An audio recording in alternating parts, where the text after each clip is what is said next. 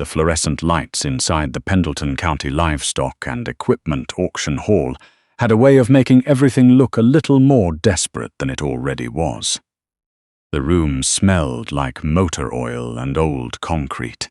Folding chairs were arranged in uneven rows, most of them filled with men in jackets that cost more than a month of Lexi Drummond's rent, security contractors, private handlers, 2 representatives from a logistics company out of Phoenix that nobody had bothered to introduce. They sat with their arms crossed and their phones face down on their knees, waiting the way people wait when time is somebody else's problem.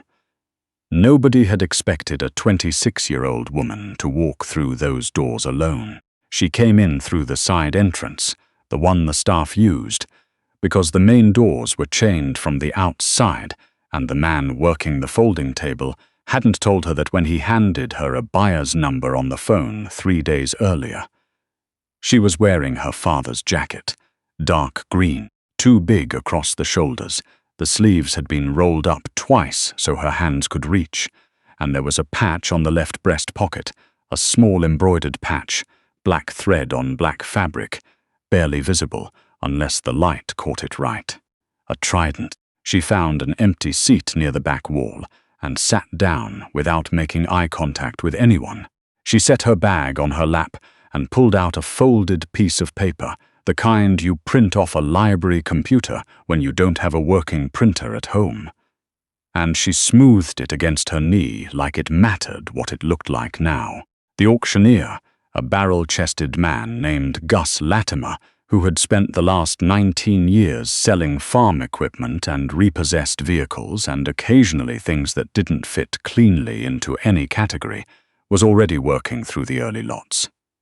A portable generator, 3 sets of body armor with expired ratings, a Pelican case full of night vision equipment that nobody was supposed to ask the provenance of. Lexi Drummond sat in the back row and waited. Her father's name was Sergeant First Class Owen Drummond. He had been assigned to an unconventional warfare unit out of Fort Bragg, and before that to 2 other units whose names she had never been told and had stopped asking about somewhere around age 14, when she figured out that the asking itself made him uncomfortable in a way that the silence didn't. He had deployed 8 times. She had the postcards to prove it. Not many and not long, but enough. 4 lines on a postcard from Bahrain, 3 lines from somewhere he described only as hot and flat, 2 lines from a place he never named at all, but where the postmark said United Arab Emirates and the handwriting was rushed in a way that meant something, though she hadn't understood that until later.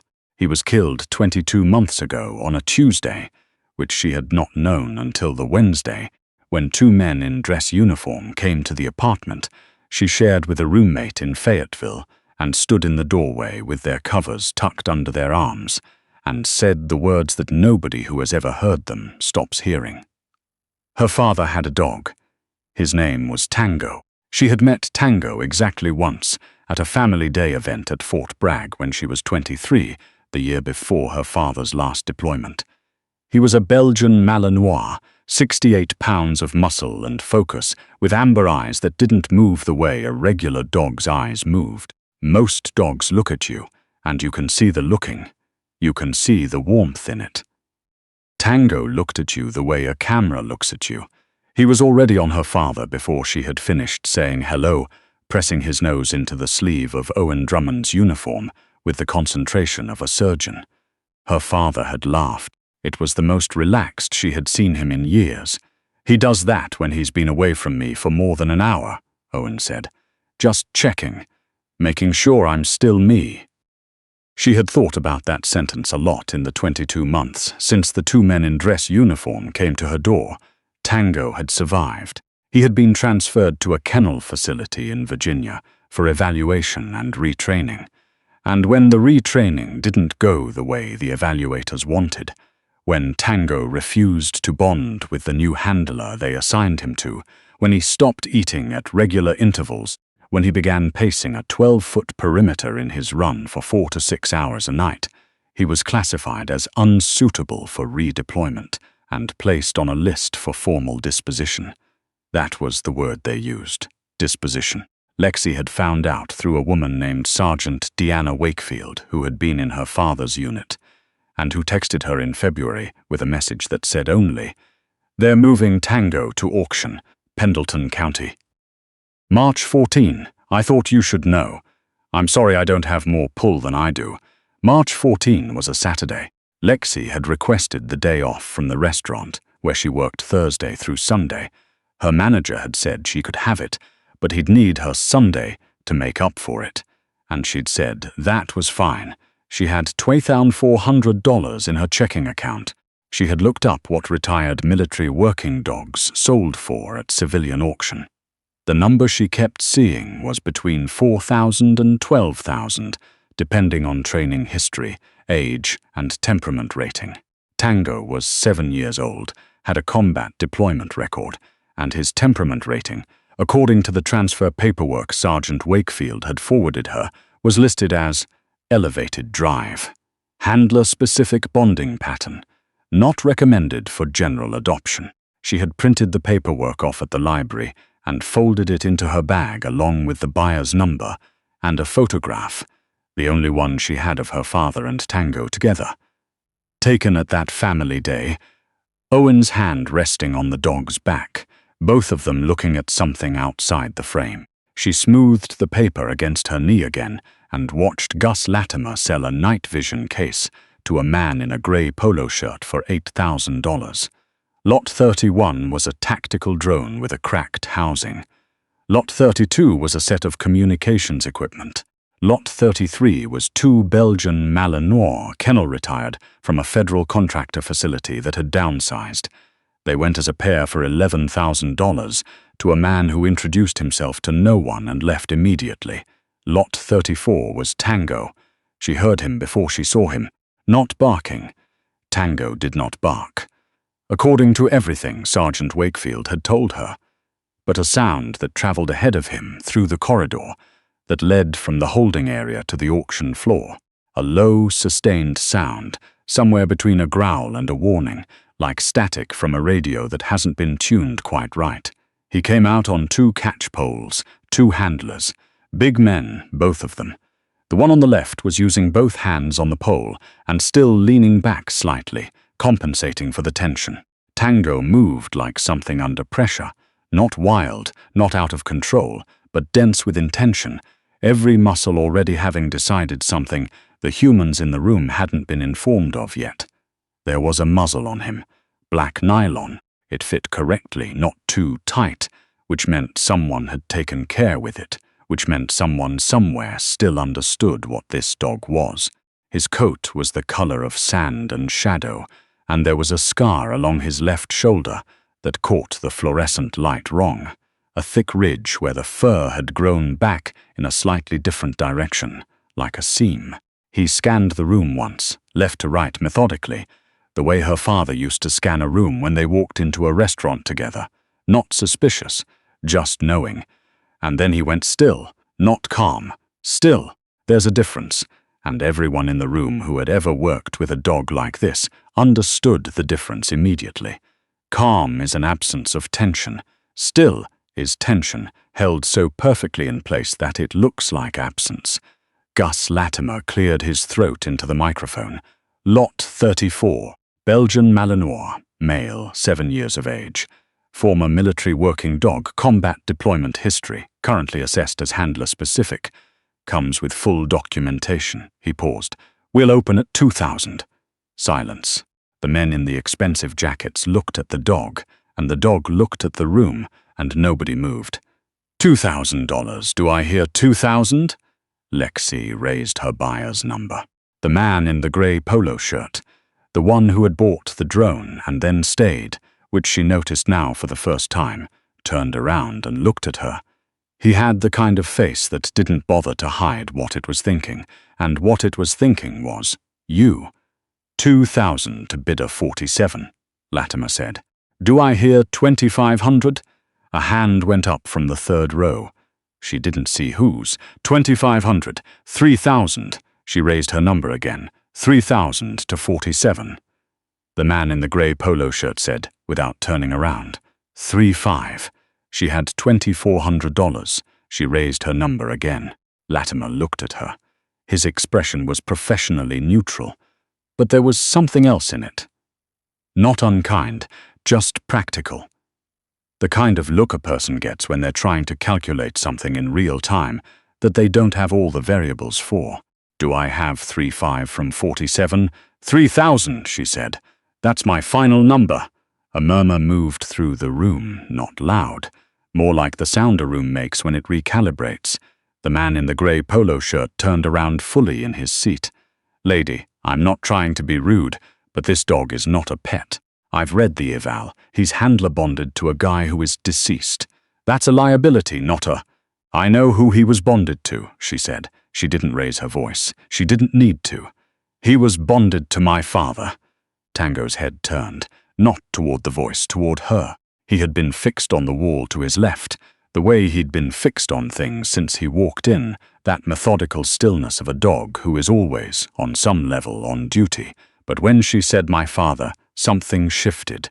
His nose lifted, his ears, already high, adjusted slightly forward. The catchpole on the left trembled with redistributed tension. The room did not go silent the way rooms go silent in movies. It went quiet in a more complicated way, the way a crowd goes quiet when it senses that something is happening, that it doesn't fully understand, but that it recognizes, somewhere below the level of language, as significant. Gus Latimer had his gavel raised. He didn't bring it down. The man in the grey polo shirt had stopped talking. Lexi stood up. She was not tall. She was wearing jeans and her father's jacket and boots that had seen better days, and she stood up in the back row of the Pendleton County auction house, with her buyer's number in her hand, and she said, clearly enough for the room, his name is Tango. His service number is MWD 4471D. He deployed with my father, Sergeant First Class Owen Drummond, to 3 combat zones over 4 years. My father is gone. I'm his next of kin, and I would like to bring his dog home. The handler on the left, the one who had been leaning back against the catchpole tension, let out a breath. She saw it. His shoulders dropped a fraction. Not agreement exactly, but something adjacent to it. Tango made a sound, not the static growl from before, something lower.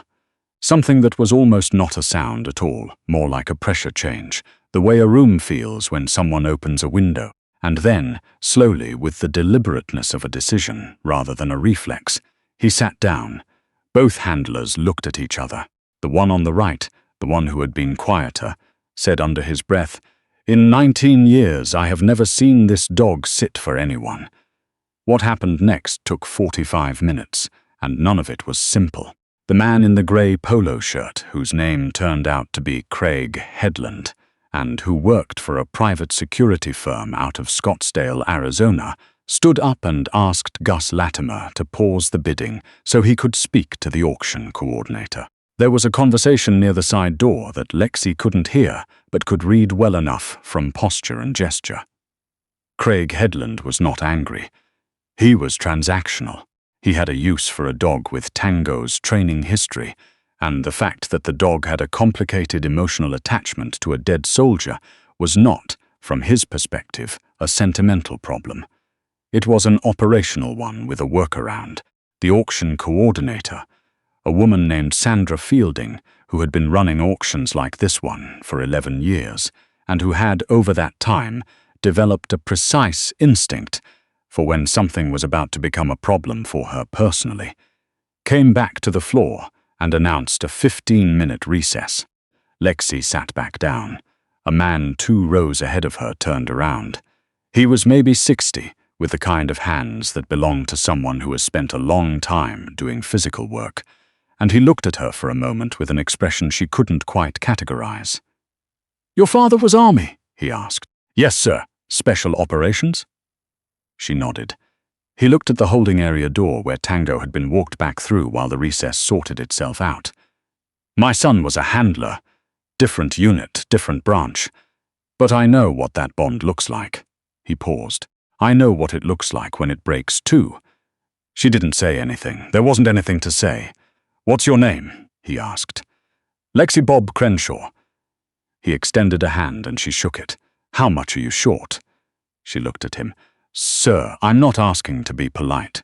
I'm asking because I have a cashier's check in my pocket for $12,000, and the name on it is mine, so I can write it any way I want." He pulled out a pen from his jacket pocket and held it over the check without having shown it to her yet. "How much are you short?" she told him. He wrote the number without blinking. He tore the check out and handed it to her and said, "You pay me back when you can. No timeline. If it takes 5 years, it takes 5 years. I don't know you," she said. "No," he said, "but I know what kind of person walks into a room like this alone in a jacket, 3 sizes too big, and sits in the back row and waits." He folded his pen and put it away. "That's enough for me. When the recess ended, Craig Headland made one more bid, $5,000. Lexi raised her number for the last time. She didn't say a dollar amount. She just raised her number and looked at Gus Latimer, and Gus Latimer looked back at her for a long moment, the longest pause she had ever seen a professional auctioneer make. And then he looked at Craig Headland, and Craig Headland looked at the dog's holding area door, and then he looked at the floor. He sat down. Gus Latimer's gavel came down once. "Sold to bidder 47. The paperwork took another hour. Sandra Fielding walked Lexi through the transfer documents with the methodical efficiency of someone who has done this enough times that the process no longer requires her full attention, and Lexi signed where she was told to sign and initialed where she was told to initial, and handed over a cashier's check that was not in her name, but that cleared because Bob Crenshaw had already called his bank from the parking lot during the recess. At no point during the paperwork did Lexi ask to see Tango. She was afraid to. That was the honest answer. She had built this day up over 6 weeks, had called Sergeant Wakefield 4 times, had driven 3.5 hours to get here, had sat in the back row of a room full of people who thought she didn't belong there, and had held the line for 45 minutes through a recess and a counterbid and a stranger's inexplicable generosity. She had done all of that on the faith that Tango had turned his head when she said, "My father," on the faith that the sitting down had meant something real and not just a coincidence of dog behavior and acoustics and stress response. She was afraid that when they brought him out again, it would be different, that the moment would have passed, that he would look at her the way he had looked at the room, that scanning, methodical, professional look, and find nothing, that she would have come all this way and loved her father all this time, and it still wouldn't be enough. Sandra Fielding put the last form in the folder and handed it to her. "They'll bring him out through the rear loading bay. You'll need to have a vehicle large enough." "I have a crate in my truck," Lexi said. They walked together through the back corridor. The fluorescent lights out here were fewer and farther between, and the smell was different, concrete and kennel, and something underneath it. The animal and effort smell that attaches itself to working dogs and doesn't quite leave. Lexi had been in kennels before, visiting her father's unit, and the smell made her stop for just a moment, not because it was unpleasant, because it was familiar. She heard him before the door opened, not the static growl, not the low warning pressure sound from the auction floor. Something she didn't have a word for, something that was the dog equivalent of a door opening in a house that's been shut up for a long time. Not quite a sound, more like the recognition that sound is about to happen. The handler who opened the door was the quieter one from the auction floor. He had taken off his jacket, and he looked tired in the way people look tired after they've been holding something back for a long time. "He's been different since the floor," the man said. "He wasn't talking to Sandra. He was talking to Lexi. I don't know how else to say it. Just different." He opened the door. Tango was standing in the center of the holding run. Not pacing, standing. He was still wearing the muzzle, and the overhead light gave his coat that same sand and shadow color she'd seen on the floor, and the scar along his left shoulder caught the light the same way. He looked at her, not the way he'd looked at the room, not the scanning, methodical, professional look, the other kind of look. The kind her father had described, just checking, making sure I'm still me, and which she now understood in a way she hadn't been able to at 23. He took one step forward, then he sat down. The handler behind her made a sound that wasn't quite words. Lexi walked to the door of the run. She crouched down so she was at his level, her father's jacket pooling around her on the concrete floor, and she put her hand flat against the chain link. Tango leaned his nose against the back of her hand. She felt the warmth of his breath through the nylon muzzle. She felt his nose, dry and precise and utterly deliberate, press against her fingers, and then he held still, the same stillness from the floor, the tension held perfectly in place stillness, but different now. Not watchful, not waiting, just present. "Hey," she said. Her voice came out smaller than she intended. "Hey, I know it's not him. I know I'm not him." She stopped, started again. "But I've got his truck and his coffee mug and his stupid green jacket that's too big for me. And I've got about 32 years of stories. And I thought maybe that was enough to start with." The handler unlatched the gate. She reached up and found the buckle of the muzzle. The same kind her father had shown her once. A quick rundown of equipment he thought she should know about in case she ever needed it.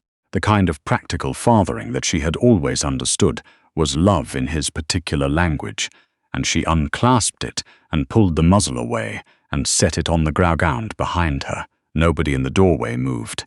Tango did not lunge, did not snap, did not do any of the things that the paperwork said he was inclined to do with unfamiliar people in unfamiliar environments. He pressed his head against her chest. She put both arms around his neck and held on, and the concrete was cold against her knees, and the fluorescent light was the wrong kind of light for this moment, and none of that mattered even slightly. She drove home in the dark, 4 hours instead of 3.5, because she stopped once at a gas station outside Harrisburg to let Tango out of the crate and walk him on the gravel at the edge of the parking lot. And he walked at her left side without a leash, which the quiet handler had said he would do if she kept her pace steady. She kept her pace steady. He kept his. She talked to him the way you talk to dogs when you're alone, and the dark is wide and you have a lot of things inside you that don't have anywhere else to go. She told him about the apartment, the one that had room for a dog she'd checked. She told him her father had kept a photograph of the two of them on the desk in his study, which she had packed into a box after he died, and which she had not been able to unpack yet, but which she thought now she might be ready to take out again. She told him it was going to be different for a while, that she didn't know all the rules yet, that he was going to have to be patient with her while she figured out what he needed, and he was going to have to forgive her the first few times she got it wrong. He rode in the back with his head on his paws and watched the highway lights pass, calm in the way that comes after a long tension finally releases, after a body that has been held in readiness for too long finally gets the signal that it can stand down. She got home at 11:47. She sat in the parking lot for a moment with the engine running and looked in the rearview mirror at him. He was already watching her. "Okay," she said, "let's go home." She opened the crate door and he stepped out onto the pavement and stood at her left side, his shoulder blade level with her hip, his amber eyes on the path ahead. She picked up the lead, the light one, the walking lead, not the tactical one, and he accepted it without flinching. They went inside together. She did not unpack her bag that night, or check her phone, or do any of the things she had told herself she would get to eventually. She sat on the couch, and Tango settled at her feet. Not on the couch, not yet, but at her feet, close enough that she could feel the weight of him against her legs, and the apartment was quiet in the way that apartments are quiet when they've been waiting for something to arrive. He no longer paced any perimeter. He was not searching anymore.